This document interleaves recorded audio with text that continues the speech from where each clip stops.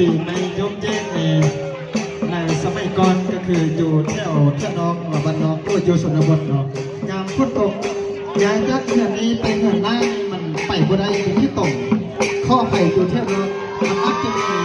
ที่ก่อที่ข่วยก็อยู่ที่นู่นฉะนั้นจะเป็นตอนสายในทุกเย็นในการไปห้ากันระหว่างเขื่อนนั้นห้าเขื่อนนี้ตีนกระบอกเปียกเลยกระบอกเปื้อนเลยนะระวังอันตรายฉะนั้นจ้างงานสร้างเมื่อก่อน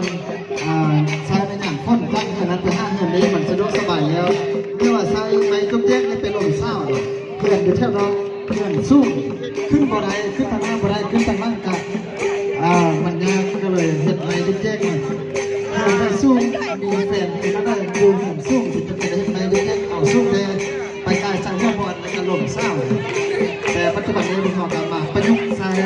มาเป็นการแสดงศิลปะวรรณคดีในงานบุญปนปีข้อมูลนี้คือประวัติความเป็นมาโดยย่อหรือว่าประวัติความเป็นมาโดยสังเขปที่กระทำในหักษาประวัติความเป็นมาข้อการขี่ไปจริงๆเนี่ยมีขึ้นได้สร้างกรณีได้เลย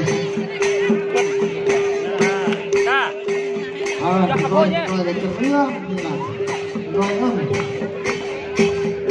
ไปจิ้มยอดเงินชวดแล้วกรมยืมชวดแล้วอย่างนี้งานใช่มันเห็นมาชวดนี่แหละงบยอมงบได้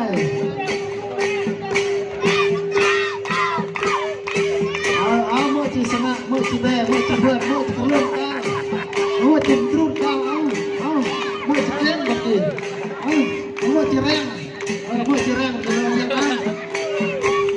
แค่นี้แค่แรง